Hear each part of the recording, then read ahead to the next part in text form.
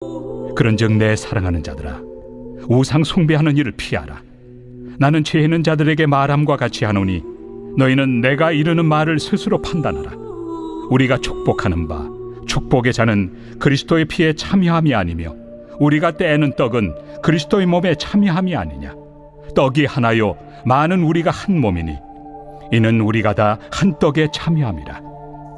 육신을 따라 난 이스라엘을 보라. 제물을 먹는 자들이 제단에 참여하는 자들이 아니냐. 그런즉 내가 무엇을 말하느냐. 우상의 제물은 무엇이며 우상은 무엇이냐. 무릇 이방인이 제사하는 것은 귀신에게 하는 것이요 하나님께 제사하는 것이 아니니 나는 너희가 귀신과 교제하는 자가 되기를 원하지 아니하노라. 너희가 주의 잔과 귀신의 잔을 겸하여 마시지 못하고 주의 식탁과 귀신의 식탁에 겸하여 참여하지 못하리라. 그러면 우리가 주를 노여워하시게 하겠느냐. 우리가 주보다 강한 자냐. 고린도 교회는 바울이 2차 전도여행 때 세운 교회입니다. 항구 도시로 많은 향락과 음행과 우상 숭배로 아주 가득했던 도시임에도 불구하고 교회가 잘 세워지게 됐는데요. 그 이유는 이 고린도 지역의 교회들의 하나님의 은혜와 은사와 기적들이 충만하게 임했기 때문입니다. 그런데 바울에게 들려오는 소식이 이 교회에 분열이 있다는 것이죠. 바울파, 아볼로파, 게바파, 그리스도파로 나뉘어져서 교회가 4분 5열 소식을 듣게 되었습니다. 하나님의 은혜로 교회가 세워지지 않을 것 같은 환경 속에서 교회가 견고히 세워졌는데 어느 순간 이 교회가 갈기갈기 찢겨졌다는 소식이 바울에게 너무 큰 안타까움이고 아픔이었습니다. 그래서 이 갈라진 교회를 하나 되게 하기 위하여서 편지를 썼는데 그것이 바로 고린도전서입니다. 이렇게 갈라진 이 교회의 해답은 무엇이었냐면 바로 십자가였습니다. 이 교회에 갈라진 그 중심에는 믿음 없는 자들이 아니라 소위 교회에서 열심히 있고 충성스러운 믿음 있는 사람들 때문에 교회가 나눠지게 된 것이죠. 이들이 무엇이 문제였는가? 그들은 십자가가 없었습니다. 믿음의 열정이 있었고 헌신도 있었지만 십자가 앞에서 자신을 죽이는 연습이 안 되었던 것이죠. 십자가는 내가 죽고 그리스도께서 사신 현장입니다. 우리는 복음 앞에 설 때 내가 철저하게 죄인임을 인정하고 나는 틀렸다라고 확정을 하고 주님이 나에게 뭐라고 말씀하시는지 끊임없이 주님을 닮아가는 삶을 평생 동안 살아가야 하는 것이죠. 이 복음은 우리가 예수 믿고 천국 가는 이 용도로만 쓰는 것이 아니고요. 우리 삶 모든 영역 속에서 이 복음으로 주님의 십자가의 능력으로 하나하나 다 바꿔나가야 됩니다. 이것을 성화라고도 표현하고 제자화라고도 이야기하고 예수님을 닮아가는 삶, 요즘 언어로 하면 우리 주일날 언어로 하면 하나님의 성품을 닮아가는 삶, 뭐 다양한 언어로 쓸 수 있겠지만 결국 우리의 모든 삶은 복음으로 하나씩 하나씩 다시 재정비하고 회복시켜 나가야 되는 삶이라는 것입니다. 바울은 교회 안에 들어와 있는 성도들을 세 부류로 나누는데요. 첫 번째는 육에 속한 사람입니다. 이 사람은 교회 울타리 안에 있지만 아직 예수님을 만나지 못한 자들이죠. 하지만 이런 사람들은 분명히 이렇게 눈에 잘 띕니다. 그의 행동이 기독교적인 색채가 별로 없고 밖에서 예수 안 믿는 사람들과 크게 다르지 않은 그런 행태를 보이니 사람들이 분명히 잘 분별할 수 있겠죠. 사실 이런 분들도 교회에 꾸준히 나오면 하나님 만나주시고 변화시켜 주시고 성령으로 충만하게 해주십니다. 시간의 문제인 것뿐이죠. 두 번째는 신령한 자입니다. 이 사람들은 성령으로 충만한 사람들이죠. 그래서 성령이 이 세상에 있는 모든 것들을 해석하게 하십니다. 모든 것을 하지만 이 세상은 이 성령에 충만한 사람은 이 땅이 감당하지 못할 자들이기 때문에 그들이 하는 선택이나 행동이나 그들의 삶의 행적들을 도무지 판단하거나 해석할 수가 없습니다. 그래서 신령한 사람들은 모든 것을 판단하지만 그 누구에게도 판단받지 않는 삶을 산다고 이야기하죠. 이 금요일에 오신 분들은 다 신령한 하나님의 백성들인 줄 믿습니다. 세 번째가 문제인데요. 육신에 속한 그리스도인이에요. 교회를 열심히 다니고 헌신하고 봉사하고 교회에서 충성하는데 그의 내면 속에는 아직 여전히 육신에 속한 자이죠. 내가 예수 믿기 때문에 천국 가는 것 이건 아는데 내 삶을 예수 그리스도의 복음으로 변화시키지 않고 그냥 세상에서 살던 그 스타일대로 그냥 교회에서도 행동하는 것입니다. 이 육신에 속한 그리스도인에게 나타나는 가장 큰 특징은 교만입니다. 이 교만은 잘난 척하는 게 아니고 내가 옳다라고 생각하고 그대로 행하는 자들이죠. 그래서 신앙생활도 오래 했고 교회에서 직분도 있고 신앙의 연륜도 있고 은사도 받았고 하나님에 대한 체험도 있고 성경의 내용도 잘 알고 하다 보니까 내가 맞다고 생각하고, 내가 맞으니 저 사람이 내가 생각하는 대로 행동하지 않거나 내가 내 기준에 맞추어서 신앙생활하지 못하면 그 사람을 판단하고 정죄하고, 그리고 그 사람이 적이 되는 거죠. 내 의견과 함께하는 사람 내 편이 되는 거죠. 그래서 교회는 당을 짓고 편을 가르고 갈등과 시기와 질투로 분열하게 되는 일들이 발생하게 됩니다. 그래서 이 바울 선생님은 우리의 삶에 내가 옳다라고 생각하는 하나하나를 복음으로 다시 재정비하고 회복하기를 원하고 있습니다. 그래서 지금까지 본 것들 뭐 여러 가지가 있는데 이 바울이 특별히 우상과 관련돼서 세 가지의 내용을 우리에게 집중적으로 알려주고 있습니다. 이제 오늘 그 세 번째가 나오는데, 우리가 우상의 제물을 먹을 수도 있고 우상을 숭배하는 곳에 뭐 참여할 수도 있고, 나는 뭐 우상이 그냥 돌덩어리고 나무 덩어리지 이게 뭐 신적인 능력이 있는 거 나는 믿지 않는다. 나는 이게 전혀 나에게 그 영향을 주지 않는다라고 생각해서 그런데 참여하는 사람들이 고린도 교회에 많이 있었습니다. 또 사회적 신분도 있는 자들은 뭐 초대를 받거나 그러면 그런 우상을 섬기는 자리에 가서 그 무의들이 하는 뭐 춤도 보고 우상에게 드려졌던 제물에 고기도 먹고 술도 먹고 뭐 그렇게 그 사회적 고위층들과 유흥을 즐기는 그런 문화 속에 있어도 나는 그런 데 가도 먹고 마시는 거 뭐 그 음식뿐인지 나에게 뭐 별로 영향도 주지 않고 나는 내 신앙을 스스로 지킬 수 있어, 막 이렇게 좀 자유하면서 자기 신앙의 경고의 선자들, 이런 자들에게 그렇게 할 수 있다. 그런데 너희들이 가지고 있는 그 신앙적 자유보다 더 중요한 게 있는데 그것이 뭐냐면 그리스도의 덕이다. 교회의 덕을 세우는 것, 이것이 우리의 신앙생활의 가장 중요한 덕목임을 바울이 이야기해 주고 있습니다. 그래서 교회의 덕이 되지 않고 성도들에게 덕이 되지 아니하면 내게 자유가 있어도, 그렇게 할 수 있는 자유가 있어도 스스로 자기의 권리를 포기하는 그런 성숙된 그리스도인이 되기를 바란다고 합니다. 이건 사람들의 눈치를 보는 게 아니에요. 사람들이 나를 어떻게 평가할까 이렇게 생각하는 것이 아니고 나의 행동으로 누군가 상처받지 않을까 스스로 겸비하여 조심하여서 교회의 덕을 세우고 예수 그리스도의 덕을 세우기 위한 우리의 근신하는 삶을 이야기하는 것이죠.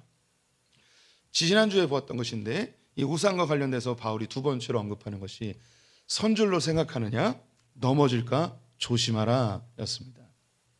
교만한 자들이 나는 그런 우상에게 영향받지 않고 그런 무의들이 막 춤추고 그래도 나는 주님만 바라보기 때문에 나는 전혀 눈이 돌아가지 않는다.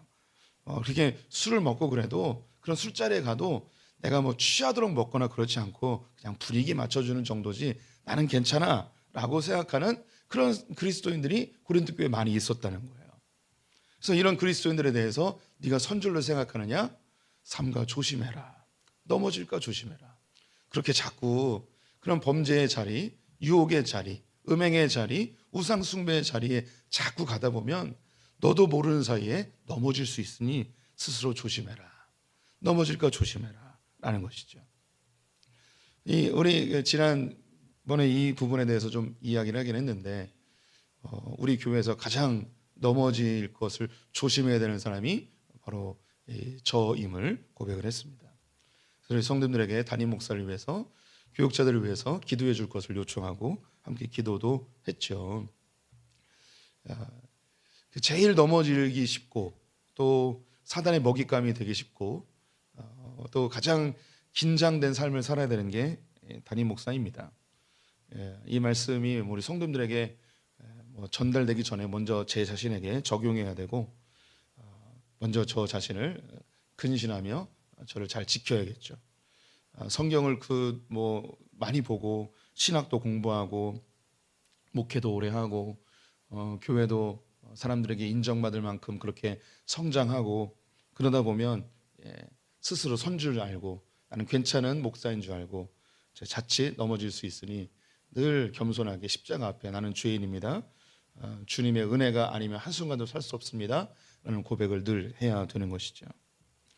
우리 성도님들도 자기의 신앙을 과신해서는 절대 안 됩니다. 오늘 뭐 주일 빠져도 되겠지, 난 주님을 사랑해 하면서 주일 성수를 소홀히 여겨서는 절대 안 됩니다. 또 우리 성도님들의 영혼의 호흡인 기도를 난 기도하는 늘 하나님과 늘 기도하는 삶을 살고 늘 주님과 동행하는 삶을 살기 때문에 나는 뭐 특별히 시간을 내서 기도하지 않아도 돼라고 하는 분들이 우리 가운데 있을 수 있어요.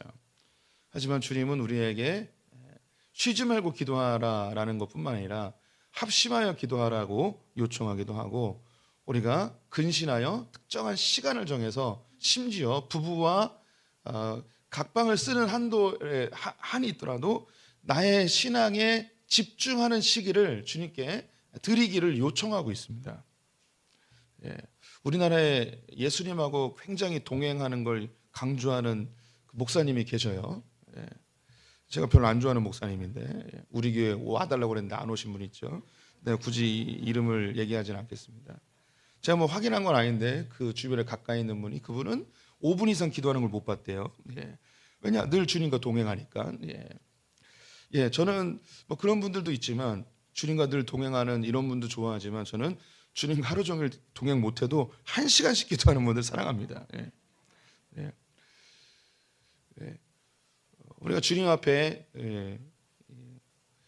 과신하면 안 돼요. 우리의 영의 호흡인 기도의 시간을 늘 확보해야 하는 것이죠. 그래서 이 금요일에 오신 분들 겸손한 분들이라고 확신을 합니다.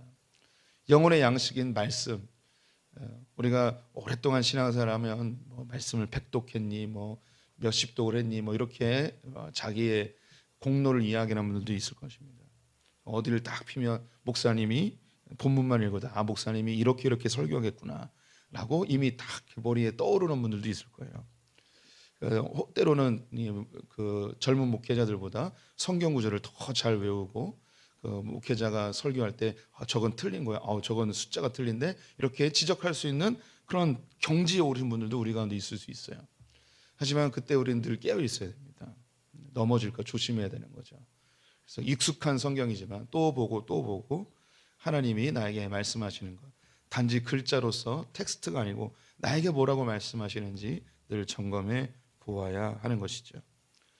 또 우리가 죄를 가까이 함에 있어서 나는 주님이 지켜주시니까 이렇게 죄와 가까이 있어도 나는 괜찮아, 주님이 보호하셔, 이렇게 하면서 죄를 가까이 하면서 걸려 넘어질 수도 있으니 우리는 조심해야 되는 것이죠.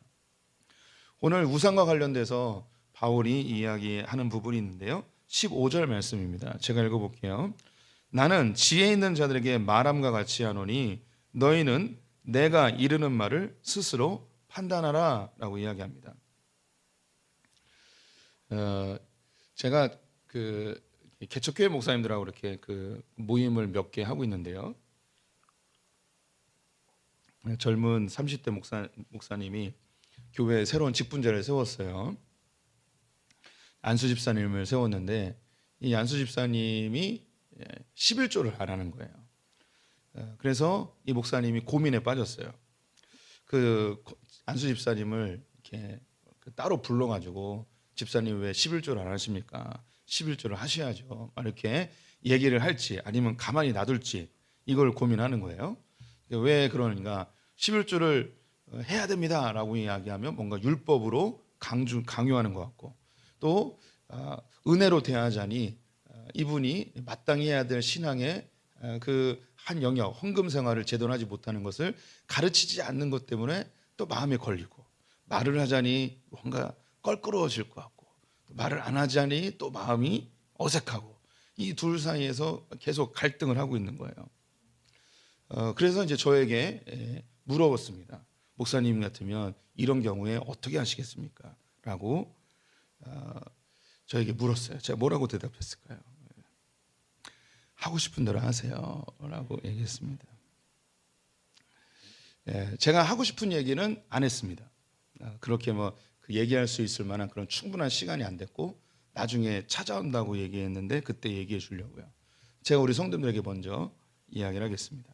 바울이 지금 이야기하는 이 이야기를 그 친구한테 해줄 계획이에요.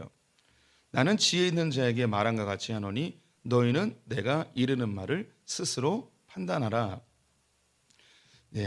성도들이 이미 그 답을 찾으신 것 같은데, 이렇게 하십시오, 저렇게 하십시오, 이게 아니고, 지혜 있는 자, 즉 우리가 다 이성이 있기 때문에 설교자로서 혹은 목회자로서 우리 성도님들이 어떻게 행해야 되고 어떤 방향으로 나가야 될지 저는 우리 성도님들에게 이야기를 합니다.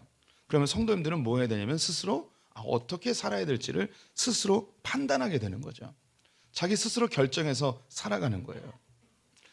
목회자가 이렇게 하십시오라고 강요하여서 한다? 그것은 그 마음에 우러나오는 행동이 아니고 두려움에 의해서 할 수도 있고 담임 목사에게 잘 보이기 위해서 할 수도 있고 혹은 하나님이 뭐 벌 주실까 봐 그런 두려움에서 하는 경우도 있고 아니면 반대로 이렇게 열심히 하면 하나님이 뭐 복 주시겠지, 하나님이 보상을 해 주시겠지, 그런 기대하는 마음으로 그 강요된 행동을 하게 될 수도 있습니다. 또 그걸 하지 않으면 나는 하고 싶은 마음이 전혀 없어요. 그래서 안 했어요. 근데 안 하면 어떻게 되는가? 마음이 껄끄러움이 있어요. 혹시 죄 진 거 아닌가? 그리고 목사님을 내가 어떻게 다시 보지? 하는 그런 생각들을 하게 됩니다. 그래서 무엇인가 성도님들에게 이렇게 하십시오, 제가 강요하거나 그것을 제시하면, 개인적으로 제시하면 성도님들은 굉장히 부담스러울 수 있습니다. 근데 바울은 개인적으로 이렇게 해라 저렇게 해라 하지 않고 우리에게 지혜 있는 자처럼, 즉 우리가 다 이성이 있으니까 그 가이드라인을 제시하시는 거죠. 그리고 스스로 판단해서 결정해서 살아가라는 거예요.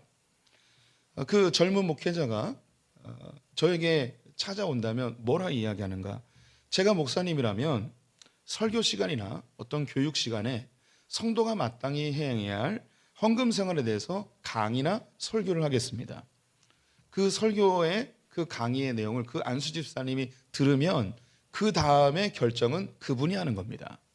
이렇게 해라 저렇게 하라 강요할 수도 없고 억지로 시킬 수도 없습니다.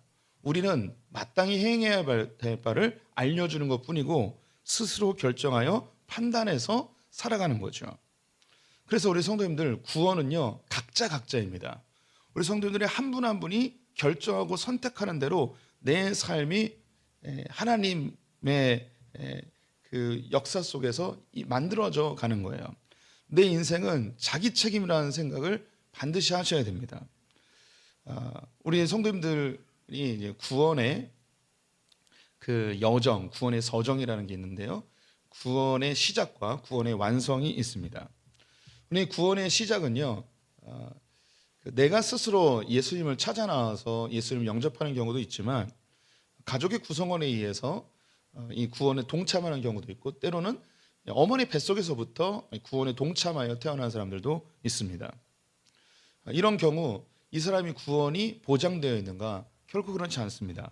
빌립보서에 보면 너희가 두렵고 떨림으로 구원을 이루라라고 하였죠. 구원의 시작이 있고 구원의 완성이 있어요. 노아가 방주를 짓고 이 노아의 홍수에 그 가족들이 살아나게 되는데 창세기 7장을 보게 되면 그 방주에 들어갈 때 그 가족들이 노아로 인하여 들어갔더라라고 되어 있어요. 노아의 아내나 세 아들, 세 며느리는 노아의 수준의 믿음이 전혀 아니었습니다.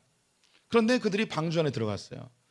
그 개개인의 믿음 때문에 들어간 게 아니고 노아 때문에, 그의 아버지 때문에 그 방주 안에 들어갈 수 있게 되었습니다.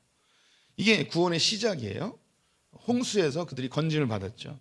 하지만 그들이 하나님이 약속하신 천국, 하나님의 나라에 들어가는가? 그것은 노아가 해줄 수 있는 영역이 아니에요.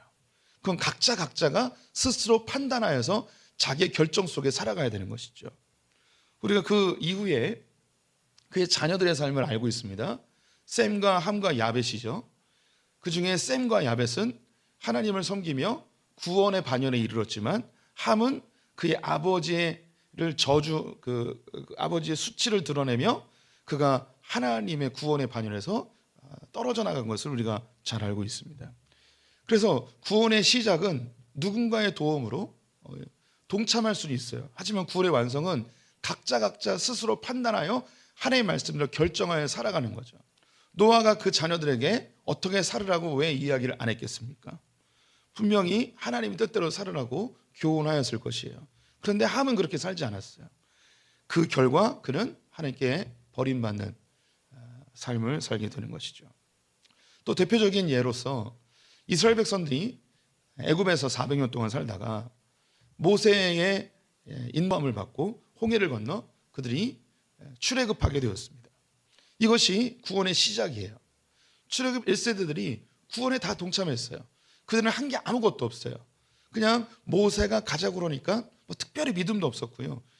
지내면서 믿음이 성장했을지라도 그들은 특별한 믿음도 없었어요. 그냥 애굽에서 사는 게 지긋지긋해서 너무너무 고통스러워서 여기서 사느니 그냥 모세 따라서 가보는 게 낫겠다 해서 떠났습니다.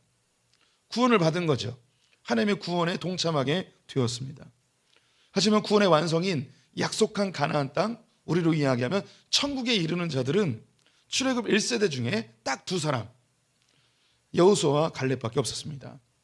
나머지 모든 사람들은 하나님에 대한 불순종과 두려움으로 광야에서 40년 동안 헤매다가 죽게 되었죠. 그들은 스스로 판단하여서 자기의 삶을 선택하여 살아가게 되었습니다. 가나안 땅에 들어간 것은 믿음의 사람들 뿐이었죠. 우리가 주 예수를 믿으라 그러면 너와 내 집이 구원을 얻으리라. 아주 우리 성도님들이 좋아하는 말씀입니다. 저도 좋아합니다. 저는 이 말씀을 문자 그대로 믿습니다. 우리 성도님들 중에 가족의 한 사람이 예수를 믿으면 그 사람으로 인해서 그 가족의 구성원들이 하나님께 나올 수 있는 통로가 열린다고 믿습니다.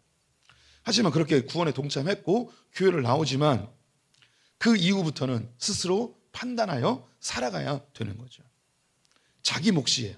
자기 책임이죠. 바울이 이 우상 숭배에 대해서 얘기하는 거예요.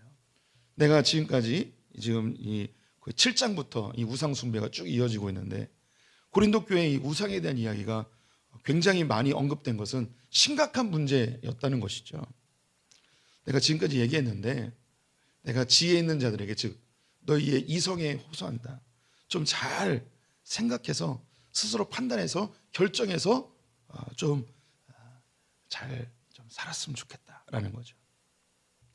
제가 우리 성도님들에게 이렇게 살아라 저렇게 살아라 개인적으로 물어보지 않는 이상 우리 성도님들에게 충고할 수는 없습니다. 그것이 올무가 될 수도 있죠. 제가 할 수 있는 것은 성경의 가이드라인을 우리 성도님들에게 제시할 뿐이에요. 그 다음은 성도님들의 몫입니다. 하나님께서도요 우리 인간들에게 대하실 때에 구체적으로 개입하시는 경우도 있지만 삶의 거의 대부분은 성경을 통해서 가이드라인을 제시하세요. 그리고 그 가이드라인을 스스로 생각하고 묵상하고 좌로나로나 치우치지 않기 위해 중심을 잡고 균형 있게 살기 위해서 우리 스스로가 판단하여 결정해서 살아가기를 우리에게 요구하고 있습니다. 우리 성도님들 그런 삶을 사셔야 돼요. 스스로 잘 판단하셔야 돼요. 어떻게 살아가야 될지. 제가 좀 이렇게 속된 말로 생각하며 믿음 생활 하셔야 돼요. 그냥 덮어놓고 대책 없이 신앙생활하면 안 돼요. 눈을 뜨세요.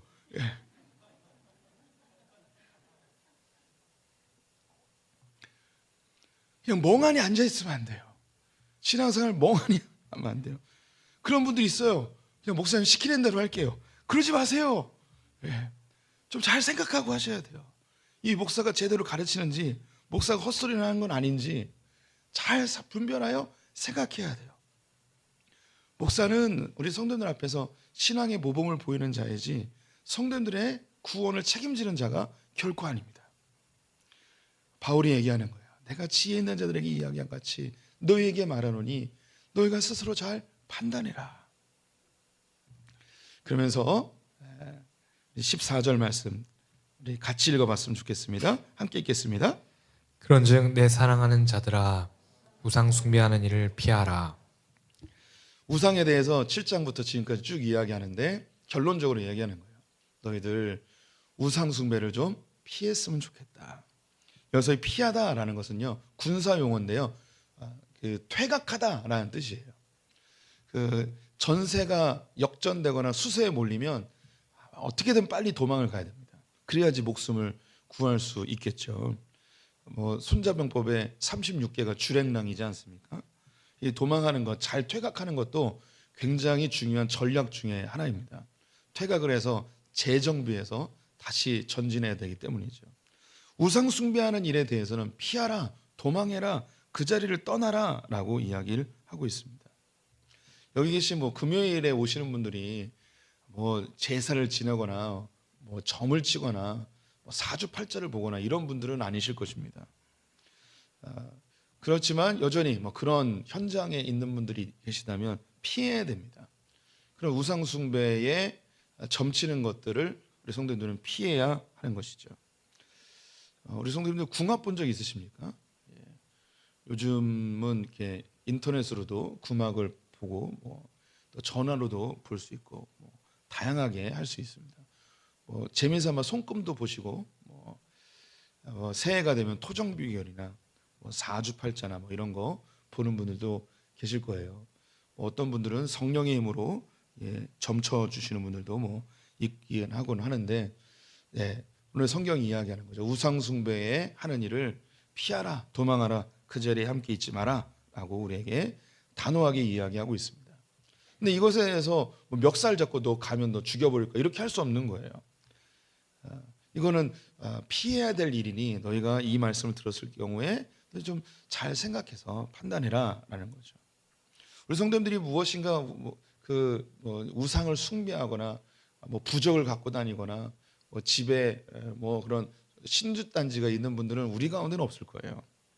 하지만 우리 안에는 여전히 우상이 있습니다. 성경에 탐심은 우상 숭배라고 이야기하고 있는데요. 탐심은 무엇인가 더 갖고 싶어하는 마음입니다. 돈을 사랑하는 마음도 탐심의 한 종류이겠죠. 성공을 추구하는 것 우상 숭배가 될 수 있고요. 사람에게 인정받기를 원하는 것 우상 숭배일 수 있습니다. 쾌락을 즐기다 중독 현상을 일으키는 것 우상 숭배입니다. 알코올이나 도박이나 음란물이나 이런 것들이 나를 지배하고 있다면 우상 숭배이죠. 하나님께서는 이런 우상 숭배를 피하라라고 이야기하고 있습니다. 저는 적당히 할 수 있습니다. 저는 절제를 잘해서 그런 거 멈출 수 있습니다. 그렇게 말하는 분들에게 성경이 이야기하는 거죠. 그렇게 되지가 않아. 그게 참 쉽지가 않아. 그러니까 아예 처음부터 그냥 피해라고 이야기하는 거죠. 우리 성도님들 카지노 같은 데 가본 적 있으십니까? 우리 소품교회 성도님들은 다 경건한 분들이라 저는 가봤습니다. 경건하지 않은 목사여서.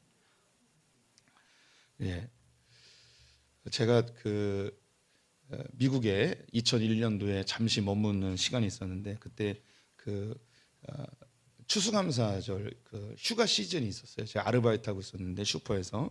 그래서 추수감사절 시즌에 제 친구가 뉴저지에 살고 있어서 그 친구를 만나러 갔습니다.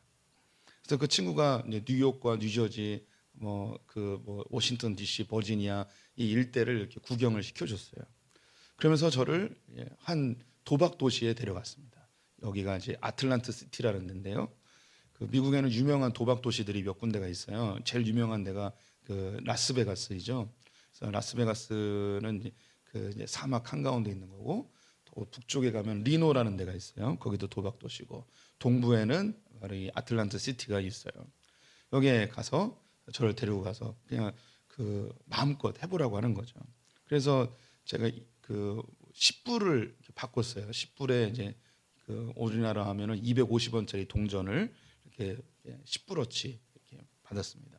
그래서 그냥 하나씩 넣고서 그냥 땡겨봤어요. 그래서 하나 넣고 띠리링 없어지고, 하나 넣고 띠리링 없어지고. 그래서 근데 넣고 또 땡겼는데 갑자기 띵띵띵띵띵띵띵띵띵띵 하는 거예요. 근데 그러면 이제 거기서 철철철철철 하면서 돈이 나와야 되거든요. 돈이 안 나오는 거예요. 고장 났나? 나 됐는데. 그래서 얼마가 됐냐면 1,000불이 됐어요. 1,000불. 그럼 우리나라로 하면 100만 원인 거죠. 100만 원이 된 거예요.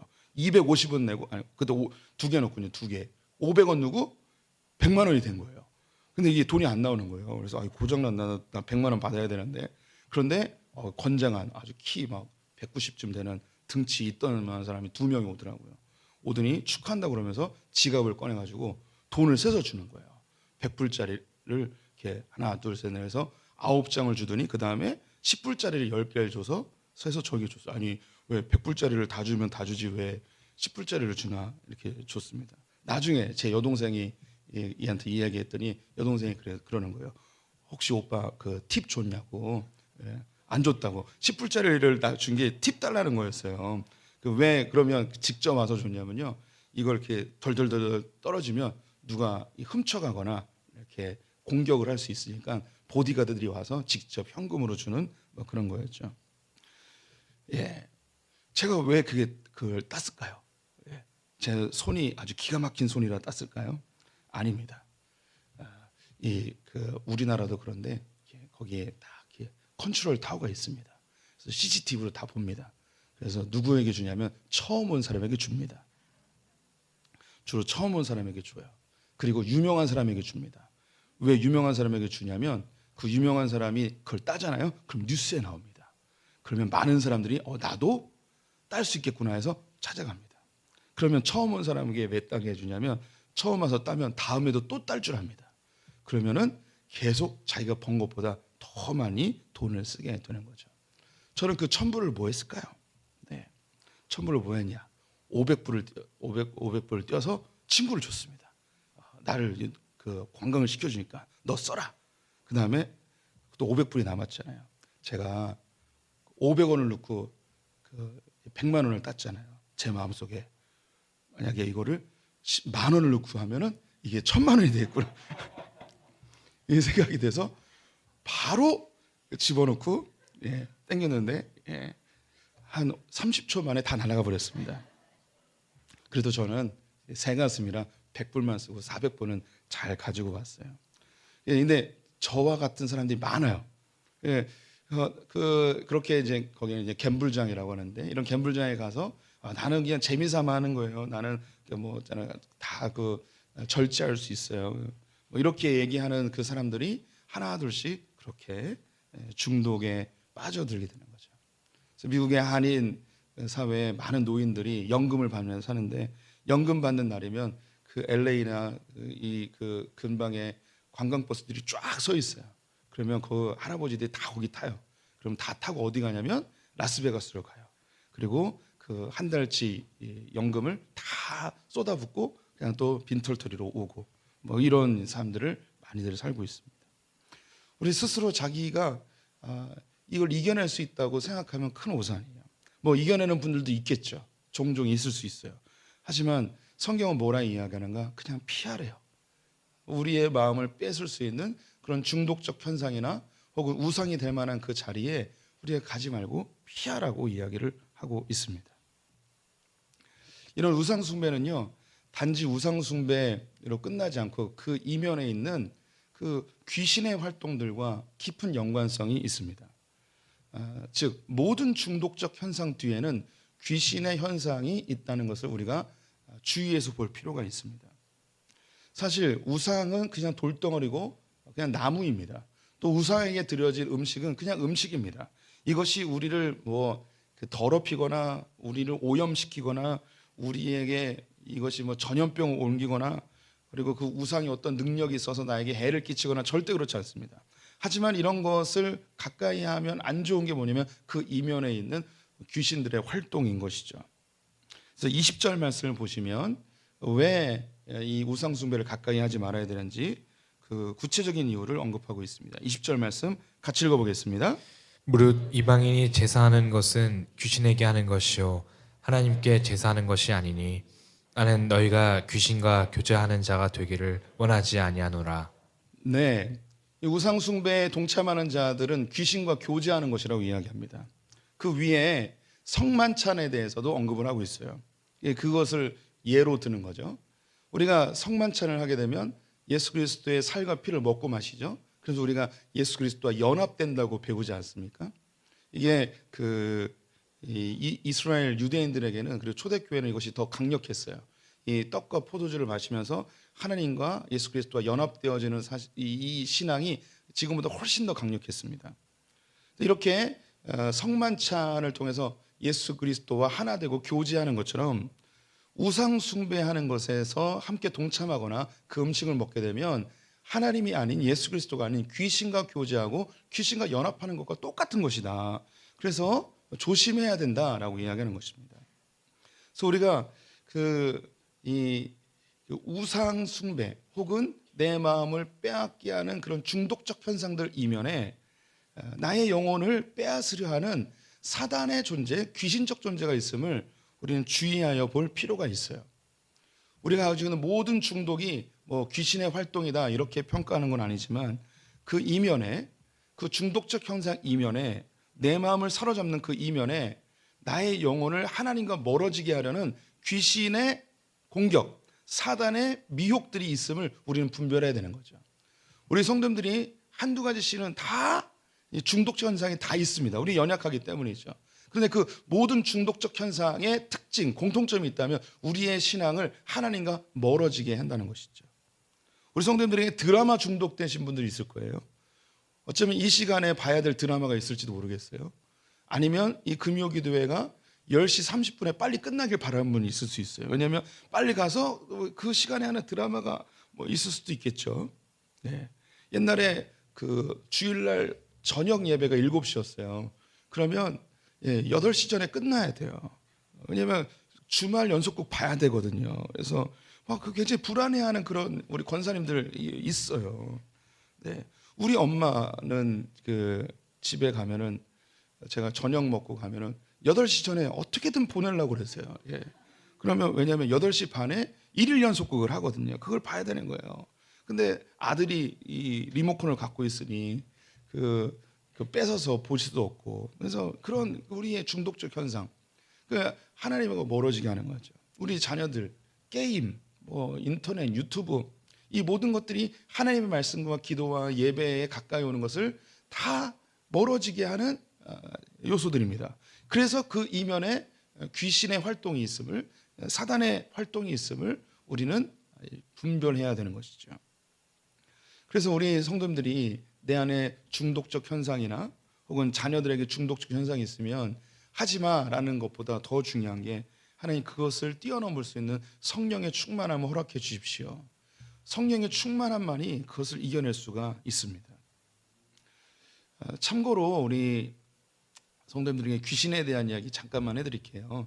C.S. 루이스가 스크루테이프 편지라는 책에서 그 서문에 써놓은 게 있는데, 요즘 현대인들이 귀신에 대하여, 사탄에 대해서 간과해야 하는 두 가지 현상이 있는데, 첫 번째는 이 귀신이 존재하지 않는다고 생각하는 것과, 두 번째는 지나치게 관심을 갖고 있는 것, 이 두 가지를 경계해야 된다고 이야기를 합니다. 현대의 크리스찬들에게도 해당이 돼요. 어떤 크리스찬들은 너무 귀신에 집착해 있는 분들이 있어요.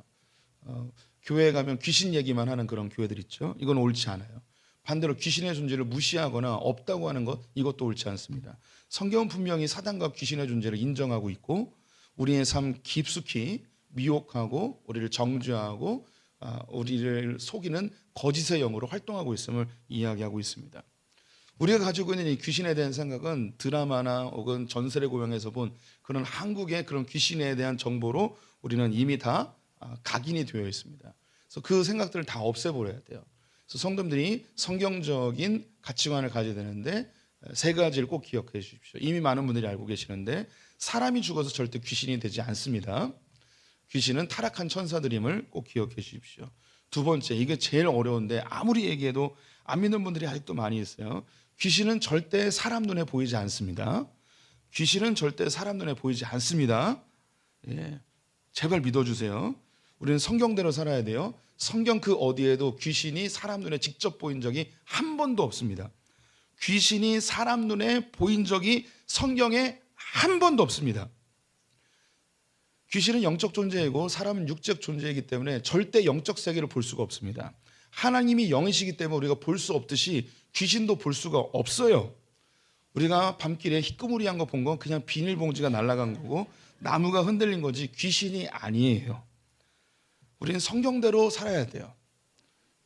그래서 이 귀신을 어떤 우리를 괴롭히는 그런 죽은 영혼들이 나를 괴롭히는 그런 영화에서 나오는 그런 좀비 비스무리한 뭐 이런 걸로 생각하면 안 된다는 거죠. 세 번째, 귀신은 우리를 직접 공격할 수가 없습니다. 우리 안에 막 들어오고 그런 존재가 아니에요. 많은 크리스찬들이, 또 특히 이제 젊은 청소년들이나 대학생들이 많이 두려워하는 건데, 귀신이 내 안에 들어오면 어떡하나. 절대 그럴 수 없습니다. 귀신도 인격이기 때문에 인격과 인격이 받아들이지 않으면 절대 우리 안에 들어올 수가 없어요. 예수 그리스도도 문 밖에서 두드리노니 내 마음의 문을 열면 내가 너에게로 들어간다고 이야기했어요. 예수님이 귀신보다 훨씬 센데 우리 안에 막 못 들어오세요. 우리가 영접해야만 들어오는 거죠. 귀신도 영접해야만 들어와요. 귀신 들린 사람은 자기가 알든 모르든 영접해요. 그때서 들어오는 거죠. 우리 내림굿 받는 무당들 있잖아요. 내림굿 받으려면 막 3박 4일 4박 5일 동안 구슬해야만 이 귀신이 들어온다고요. 그렇게 귀신을 받고 싶어하는 무당들도 3박 4일 4박 5일을 미친 듯이 구슬해야만 귀신이 들어오는데, 그래도 들어올까 말까 하는데 우리 귀신들이 우리 성도님들에게 막 함부로 들어오고 그럴 일은 절대 없습니다. 그럼 귀신은 뭐 하는 것이냐?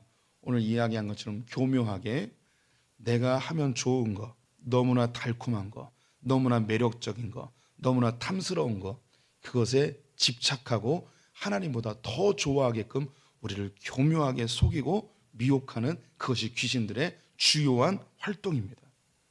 그래서 우리가 하고 있는 우상숭배, 다른 말로 중독적 현상 그 이면에는 귀신의 미혹과 거짓이 활동하고 있음을 반드시 아셔야 됩니다. 제가 장담하건대 우리나라에서 가장 귀신이 많은 곳 어디냐면 정선 카지노입니다. 거기에는 귀신이 바글바글 하다는 걸 저는 확실히 주장하는 바입니다. 거기에는 모든 사람은 귀신에게 미혹되었습니다. 오늘은 딸 거야, 이번에는 대박 날 거야 라는 거죠.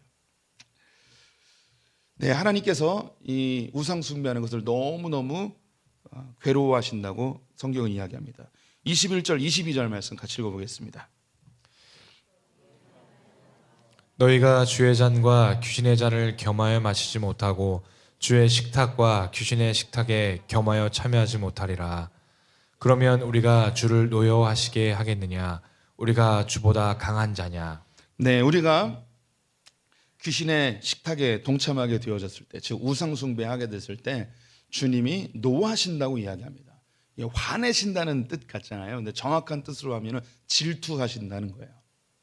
연인 사이에서 나만 바라봐야 되는데 자꾸 나랑 손잡고 가는데 딴 남자 보거나 딴 여자 보고 있으면 그 상대방이 굉장히 질투를 하겠죠. 화가 나는 거죠. 하나님이 우리가 다른 어떤 것에 마음을 빼앗기면 질투하신대요. 심하게 질투하신대요. 연인 관계로 이해하시면 좋을 것 같아요. 우상은요, 하나님보다 더 높아진 것입니다. 우상은 하나님보다 더 사랑하는 것입니다. 우상은 내가 가만히 있을 때 자연스럽게 흘러가는 나의 감정의 목표 지점이에요. 스트레스를 받거나 긴장할 때 자연스럽게 흘러가는 스트레스를 풀고 싶어하는 그것이 나의 우상이 되어지는 것이죠. 또 이게 있으면 너무너무 행복해질 것 같은 것, 반대로 이게 없어지면 너무 불행해질 것 같은 그것, 하나님보다 내가 더 의지하는 그것, 그것이 우리의 우상이 되어지는 것이죠. 이때 하나님은 질투하신대요. 화가 나신대요. 예, 하나님보다 더 강한 존재는 없습니다. 그래서 우리는 하나님만 있으면 되는 것이죠. 그 나머지 필요 없느냐? 그건 아니에요. 우리가 즐기는 뭐 유흥이나 스포츠나 우리가 보는 뭐 영화나 유튜브나 필요 없다는 거 아닙니다. 이런 거 우리가 주님보다 더 좋아하면 안 되고, 이런 것이 하나님을 섬기는데 장애물이 되거나 주님과 멀어지게 한다면 우리는 주의하여서 피해야 됩니다. 그래서 스스로 끊는 연습도 해야 되는 거죠. 고난주간에 우리가 미디어 금식을 했었습니다. 유튜브 이제 안 보고 텔레비전 안 보고 뭐 이런 거 했었는데요. 올해는 안 해요. 왜 안 하냐면 하는 분들이 거의 없다는 걸 알게 됐습니다. 예. 그리고 미디어 금식 해야 되는데 그거 또 보고 있네 하면서 죄책감에 시달리는 성도님들이 너무 많다는 걸 알게 돼서 굳이 죄책감을 주면서까지 이걸 해야 되나 싶어서 올해부터 안 하기로 했습니다. 그런데 우리는 결단을 하고 특히 이제 스마트폰이나 유튜브를 일정 시간 혹은 일정 기간 동안 안 보는 자기 스스로 절제하고 통제할 수 있는 연습이 필요할 것 같습니다. 그 이면에 하나님과 멀어지게 하는 귀신의 속임수가 있다는 것을 오늘 우리는 발견하게 되는 거죠. 우리 성도님들, 하나님과 멀어지게 하는 그 어떤 것 무엇이 있으십니까? 돈을 더 벌어야 된다는 미혹이 있습니다. 이때 우리는 멈출 수 있어야 되는 거죠. 6일 동안 일하고 하루는 멈춘다는 이 하나님의 이 명령이 우리에게 절제를 줍니다. 그리고 그 미혹과 수렁에서 우리를 건져내게 되는 거죠. 우리가 돈이 더 많아야 된다는 생각에 하나님께 10분의 1을 드리면서 우리의 일부분을 절제하고 떼어냄으로 인해서 사단의 미혹에서 우리가 건짐을 받게 되는 거죠. 그래서 이 구별하여 드리는 것이 우리를 구원하고 우리를 새롭게 하는 것이죠. 우리의 시간을 주님께 구별하여 드리는 겁니다. 때로는 우리가 사람과의 중독도 있어요. 사람과의 중독은 내가 좋아하는 사람만 계속 만나려 하는 것이 사람 중독이에요. 다양한 형태로 사람 중독이 나타나는데 이것도 우리가 스스로 끊어낼 수 있어야 되는 거죠. 내가 좋아하는 사람만, 편한 사람과 마음에 맞는 사람과만 만나거나 교제하는 게 아니고 때로는 불편하고 어렵고 낯선 사람들과도 내 시간을 내서 감정을 소모하며 그들과 교제하는 것, 특별히 우리는 교회 안에서 그런 일들이 자주 일어나게 되죠. 이런 것이 우리를 건져주는 거예요. 그런 사랑과의 관계 속에서의 중독에서 객관화시키는 거죠. 우리 성도님들 누구에게 주로 상처받나요? 가까운 사람에게 상처받아요. 내가 너밖에 없다고 생각했는데, 너만 있으면 된다고 생각했는데, 네가 나랑 제일 친하다고 생각했는데 어느 날 보니까 다른 사람하고 친하게 지내면 우리는 갑자기 상처를 받아요. 그 사람들은 싫다고 한 것도 아닌데 나랑 친한 것 같은데 나보다 더 친한 사람을 만나면 보면 너무너무 화가 나는 우리를 보는 거죠. 이런 데서 우리는 건짐을 받아야 되는 거예요. 우리가 하고 있는 쾌락, 유튜브가 요즘은 최고의 쾌락인 것 같아요. 우리 성도님들 스스로 몇 시간, 하루, 한 달에 하루, 일주일에 하루, 오늘은 유튜브 보지 않는 날, 이렇게 할 수 있는 분, 들지 마세요. 제가 작년에 시간표를 썼어요. 그 다이어리를 썼어요. 다이어리를 쓰면서 제가 이렇게 형광펜으로 표시를 이렇게 해나가면서 했는데 그 다이어리를 쓰게 된 결정적 이유가 유튜브 때문이었어요. 제가 유튜브를 너무 많이 보는 거예요. 그래서 유튜브 보는 시간을 색칠을 했어요. 줄여나갈 생각으로. 그 작년 9월까지 색칠하다가 때려쳤어요. 잘 안 되더라고요. 그래서 올해 다시 시작했어요. 지난달에 이미 때려쳤어요. 2달 하다가 때려쳤어요. 이게 저에게 이제 설교를 준비하면서 내가 한번 해봐야겠다. 내가 일주일에 하루 이 날만큼은 온전히 저는 인정합니다. 저는 유튜브 중독이라고 선언합니다.